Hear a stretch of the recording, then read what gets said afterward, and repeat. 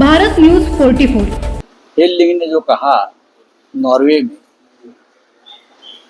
कि हिंदुस्तान अपने आप को सबसे बड़ा लोकतांत्रिक देश मानता है और सबसे बड़े लोकतांत्रिक देश का प्रधानमंत्री प्रेस कॉन्फ्रेंस नहीं जब सामने आता है दूसरे देश के प्रधानमंत्री के साथ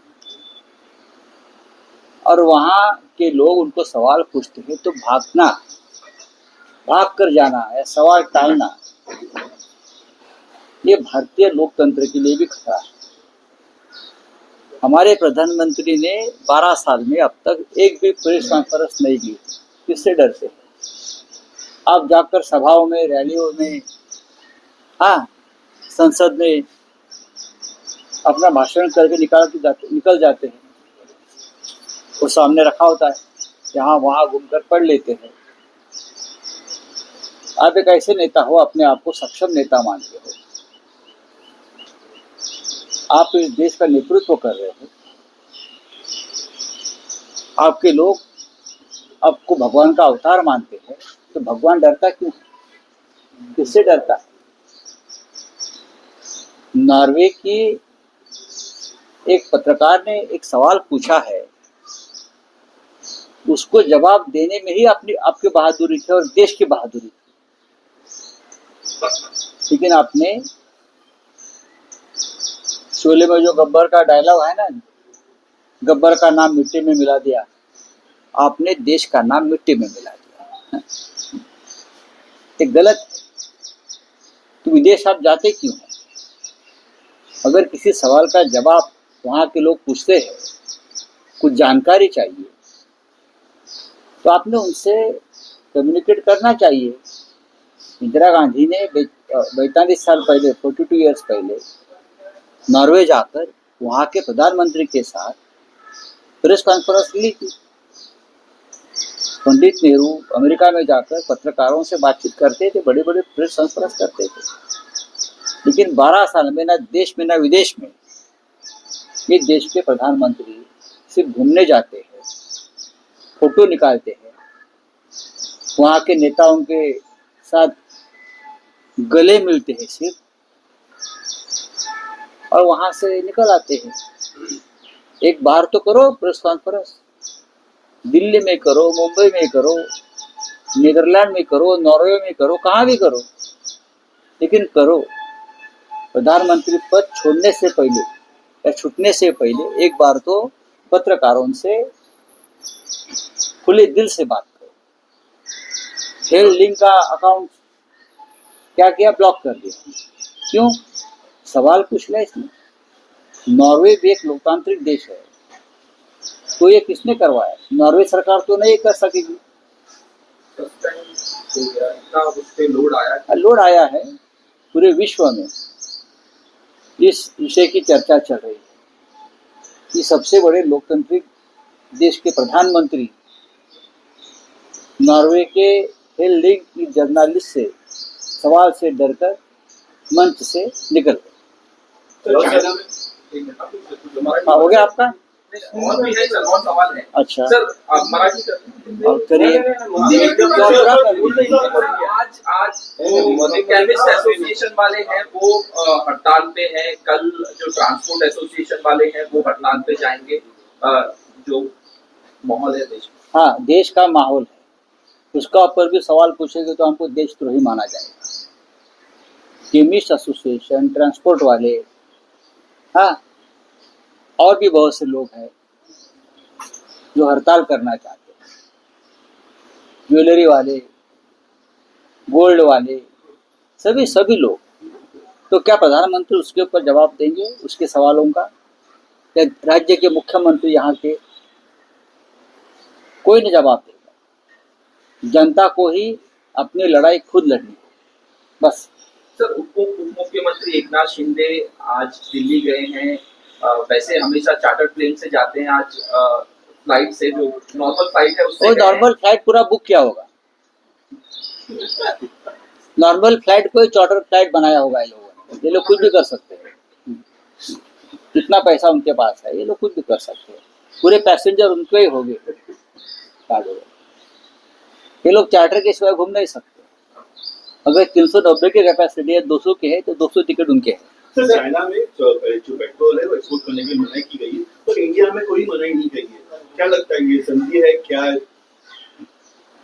अभी मैं क्या बोल सकता हूँ, हरदीप सिंह पुरी को पूछना चाहिए, जो पेट्रोलियम मिनिस्टर है।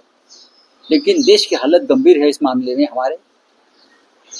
अब 1 महीने की मेहरबानी अमेरिका ने की है रशिया से तेल खरीदने के लिए, तो हम उस मेहरबानी पर जिएंगे। Sir, Kashmir file, Bengal file, अब एक महाराष्ट्र फाइल करके फिल्म आ रही है जिसमें दिखाया जा रहा है कि किस तरह से किसानों के ऊपर करप्शन हो रहा है। आने दो, फाइल ही फाइल निकल रही है, लेकिन मोदी की फाइल कब निकलेगी? मुझे लगता है कि एक फाइल बननी चाहिए, अमित शाह फाइल, मोदी फाइल, ये भी फिल्म आनी चाहिए। बंगाल में जो चुनाव हुआ उसके ऊपर एक नया सिनेमा आना चाहिए, बंगाल फाइल, किस तरह से लोगों ने चुनाव जीता है। महाराष्ट्र में सबसे ज्यादा किसान आत्महत्या कर रहे हैं, क्या उस फाइल में सब आ जाएगा क्यों किसान आत्महत्या कर रहे? महाराष्ट्र की सरकार किस तरह से बनाई गई, महाराष्ट्र में किस तरह से सरकार बनाने के लिए जोड़ तोड़ पैसे का खेल हुआ, हाँ, सुप्रीम कोर्ट का इस्तेमाल हुआ, चुनाव आयोग का इस्तेमाल हुआ, ये फाइल में ये सब आ जाएगा, फिल्म में आएगा तो हम स्वागत करेंगे। राव साहेब, मराठीत प्रश्न आहे की काल नॉर्वेमध्ये भारताच्या पंतप्रधानांचं एक वेगळं रूप अख्ख्या जगाने पाहिलं। नॉर्वेची एक पत्रकार त्यांना भारतातल्या मानवाधिकार उल्लंघनावर प्रश्न विचारते आणि पंतप्रधान त्याला उत्तर देत नाहीत, आणि थोड्या वेळानं मात्र प्रशासकीय अधिकारी भारताचे त्या प्रश्नाला उत्तर देण्याचा प्रयत्न करतात। प्रधानमंत्री जगभरात फिरत असतात, भारताला उपदेश करतात, काटकसर करा, परदेशात जाऊ नका वगैरे, आणि स्वतः जात आहेत 7 देशात, नॉर्वे, इटली, स्वीडन, नेदरलँड। तुम्ही गेलेला आहात तिथे, आणि तिकडल्या पत्रकारांनी तुम्हाला जर काही प्रश्न विचारले तर पळून कशाला जातात? नॉर्वेची पत्रकार हेल्लिंग, तिने भारताचा उल्लेख जगातील सगळ्यात मोठ्या लोकशाहीच्या आपण पंतप्रधान आहात आणि तुम्ही प्रश्नांपासून का पळता, हा विचारलेला प्रश्न जगभरात गेला आणि मोदी पळतानाही दिसले। हे चित्र भारतीय लोकशाहीसाठी आणि भारताच्या प्रतिष्ठेसाठी अत्यंत गंभीर आहे। मोदींनी भारतामध्ये गेल्या 12 वर्षात एकही पत्रकार परिषद घेतली नाही। मोदी जगभरात फिरतायत, पण जगामध्ये सुद्धा जाऊन कुठल्याही देशात त्यांनी पत्रकारांशी वार्तालाप केला नाही। मग तुम्ही जाताय कशाला? लोकांच्या प्रश्नांना तुम्ही उत्तर देणार नसाल जगभरात, या देशातली लोकशाही अत्यंत संकटात आहे हे जगाला माहिती आहे। भारतामध्ये मानवी अधिकारांचं उल्लंघन सर्व राज्यामध्ये होत आहे, गुजरातसह। गुजरातच्या तुरुंगात किती निरपराध लोक अडकून पडले ते पहा, संजीव भट, काय संबंध आहे त्यांचा? हा, किंवा दिल्लीच्या तुरुंगात, तिहारच्या तुरुंगात, सर्वत्र। परवा ज्या पद्धतीनं संजीव अरोरांना अटक केली, आपचे एक मंत्री, काय त्यांच्यावर गुन्हे आहेत? परवा अहमद बुहारी नावाचे एक उद्योगपती, त्यांची 3-3.5 वर्षानंतर सुटका झाली तुरुंगातून, मनी लॉन्ड्रिंगच्या प्रकरणात त्यांना अटक केलं होतं। ते एनर्जी उद्योगात आहेत, त्यांची कंपनी तुरुंगात गेल्यावर कोणी घेतली? गौतम अडाणीनं त्याचा ताबा घेतला। म्हणजे ईडीचा वापर तुम्ही अशा पद्धतीनं करताय, गौतम अडाणीचा फायदा व्हावा यासाठी। हे मानवी अधिकाराचं उल्लंघन आहे। 3.5 वर्ष अहमद बुहारी तुरुंगात राहिले, हे मानवी अधिकाराचं उल्लंघन आहे। त्याच्यावरती प्रश्न विचारणं हा राष्ट्रद्रोह ठरतो आहे। नाही, पण राऊत साहेब, हा प्रकार कुठे घडतो जिथे नॉर्वे प्रेस फ्रीडम मध्ये क्रमांक 1 आपण 157, भारत 157, आपण भारत 157व्या क्रमांकावर का गेला याला जबाबदार नरेंद्र मोदी आहे। एकेकाळी भारत अभिव्यक्ती स्वातंत्र्याच्या क्षेत्रात वरच्या स्थानावर होता। Freedom of press, freedom of expression, सर्व काही स्वातंत्र्य सगळ्या बाबतीत, बोलण्याचं, लिहिण्याचं, ऐकण्याचं, सभा घेण्याचं। आज आम्ही 157व्या क्रमांकावर जाऊन पोहोचलो, हे स्वातंत्र्य आणि मानवी अधिकाराचं उल्लंघनामुळेच झालेलं आहे। एका बाजूला तुम्ही पंतप्रधानांवर टीका करताय, मात्र शरद पवार पंतप्रधानांचं कौतुक करतायत. ते म्हणतात की ते इतर देशांमध्ये जाऊन, जगामध्ये जाऊन देशाची प्रतिष्ठा जपतायत. या बाबतीत राजकीय मतभेद असू नये. मी सहमत नाही, आम्ही सहमत नाही. शरद पवारांच्या पंतप्रधानांबद्दलच्या या विधानाशी नाही, प्रधानमंत्री नाही की प्रधानमंत्र्यांनी उत्तर दिलंच पाहिजे. मग इंदिरा गांधींशी सहमत आहेत का शरद पवार साहेब? इंदिरा गांधी परदेशात जाऊन, मनमोहन सिंग परदेशात जाऊन, नरसिंहराव परदेशात जाऊन, पवार साहेब तर सरकारमध्ये होते. राजीव गांधी परदेशात जाऊन मीडियाशी बोलत होते, प्रश्नांना उत्तर देण्यापासून पळत नव्हते. 12 वर्ष मोदी का पळतायत हाच प्रश्न आहे ना. याचा अर्थ तुमच्याकडे तुम्ही सत्यापासून पळताय, तुम्हाला काहीतरी लपवायचं आहे आणि ज्यांना लपवायचं आहे तेच पळतात.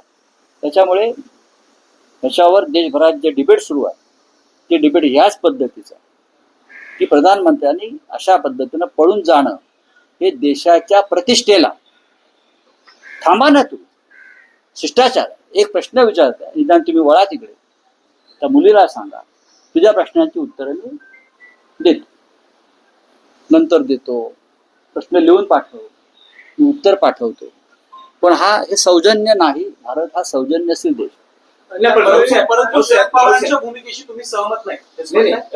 बघा, हा विषय शरद पवार साहेबांचा नाहीये. हा विषय नरेंद्र मोदींचा आहे. मी नरेंद्र मोदींच्या मताशी किंवा त्यांच्या भूमिकेशी अजिबात सहमत नाही. कोणत्याही देशाच्या प्रधानमंत्र्यांना अशा प्रकारे पळ काढू नये. कोणत्याही देशाच्या प्रधानमंत्र्यांना जो 12 वर्ष देशाचं नेतृत्व करतोय, लोकशाहीचा डंका पिटतोय, निवडणुका लढवतोय, सत्तेवर होतोय, जगभरात फिरतोय, स्वतःला विश्वगुरु मानतोय, त्या विश्वगुरूने त्याचे लोक त्याला विष्णूचा अवतार मानतात. त्या विष्णूच्या अवतारानं भारतीय देवतांची सुद्धा अवहेलना केली असंच म्हणेन. आमचे देव का पळाले? पण राहुल साहेब, एकीकडे पवार जेव्हा कौतुक करतात, 4 पवार दिवसापूर्वी त्यांचं स्टेटमेंट आहे की जेव्हा पंतप्रधान देशाला उद्देशून काही धोरणं जाहीर करतात त्यावेळेस त्यांनी विरोधी पक्षाला पण विश्वासात घेतलं पाहिजे. घ्यायलाच तर पाहिजे. पवारांची अशी 2 वेगवेगळी विधानं तुम्ही कशी असतात? बघा, शरद पवार त्यांच्या भूमिका मांडत असतील. कोणती धोरणं जाहीर करताना प्रधानमंत्री कोणालाही विश्वासात घेत नाही, किंबहुना त्यांच्या लोकांनाही घेत नसतील, ही माझी माहिती आहे. म्हणून तर सीबीआयचा डायरेक्टर निवडताना राहुल गांधी विरोधी पक्ष नेते त्या समितीवर आहेत. त्यांनी डिसेंट नोट दिली आणि ते बाहेर पडले. या संदर्भात थोड्या अगदी 10-15 मिनिटांपूर्वी त्यांनी एक पोस्ट केली. कोणी? पंतप्रधानांनी. त्या पोस्टमध्ये ते मेलोनी ज्या आहेत, इटलीच्या हो, ते माय फ्रेंड, हो माय फ्रेंड असं म्हटलंय त्यांनी. माय फ्रेंड मेलोनी. पण हे लिंक त्यांची फ्रेंड होऊ शकली नाही. मेलोनी त्यांची फ्रेंड आहे. या देशाची जनता त्यांची फ्रेंड होऊ शकली नाही. त्यामुळे भारतातल्या एका पत्रकाराने समजा जर अशा पद्धतीचं धाडस दाखवलं असतं पंतप्रधानांना प्रश्न विचारण्याचं, आम्ही रवीश कुमार नाही, आम्ही पत्रकार मिळत नाही म्हणून, पण समजा जर हा प्रकार भारतात झाला असता पत्रकार परिषदेत तर काय झालं असतं? काय नाही. या पत्रकारांचं काय झालं असतं? त्यांना राष्ट्रद्रोहाच्या आरोपाखाली तुरुंगात टाकलं असतं आणि त्यांच्या मालकांचं त्या वृत्तपत्राचं आणि टीव्हीचं लायसन रद्द केलं असतं. सर, बारसूमधल्या राज्याच्या राजकारणातलं की असं का होतंय की गेल्या 3-4 दिवसात तुमचे खासदार, तुमच्या पक्षाचे खासदार वारंवार शिंदे शिवसेनेच्या नेत्यांना भेटतात निधीसाठी, असं ते म्हणतात. निधीसाठी, रस्ते, पाणी, दिवाबत्ती, बरं का, हा, पाऊस, शेतकऱ्यांना मदत, कर्जमाफी, समृद्धी महामार्ग, शक्तीपीठ महामार्ग, अशा अनेक प्रश्नांसाठी ते भेटतात असं ते सांगतात. उद्धव ठाकरेंना याची कल्पना दिली जाते का? त्यांना माहिती आहे, ते पक्षाचे प्रमुख आहेत. पण ज्या पद्धतीने हे सगळे खासदार भेटतायत, सगळे नाहीत, सगळे नाहीत. सगळीकडे जे जाणारे लोक कामांसाठी जातो असं पहिला सांगतात, नंतर काही महिन्यानंतर किंवा काही दिवसानंतर त्यांचा पक्ष प्रवेशन सोडून जातो. मग मला तसं वाटत नाही. रावसाहेब, आणखी एक वेगळा विषय आहे की तुम्ही अनेकदा असं म्हणता की शिंदेचा पक्ष किंवा अजित पवारांचा पक्ष हा मोदी शहा फडणवीसांचा पक्ष. अलीकडच्या काळात असं एनसीपीतलं जे अंतर्गत नाट्य आहे, वारंवार एनसीपीचे पण मी तुम्हाला फडणवीसांना भेटायला जातात. हे तुम्हाला मी अनेकदा वारंवार यापूर्वी सांगितलेलं आहे. हे दोन्ही पक्ष अमित शहाचे आहेत. हे दोन्ही पक्ष अमित शहा, त्यांचं भविष्य अमित शहाच्या हातामध्ये. आता गरज आहे म्हणून त्याने आपल्या सोबत ठेवलेलं आहे. पण भविष्यामध्ये दोन्ही पक्ष फोडले जातील आणि हे दोन्ही पक्ष भाजपात मध्ये विलीन केले जातील. अशाच नवनवीन अपडेटसाठी बघत रहा भारत न्यूज 44.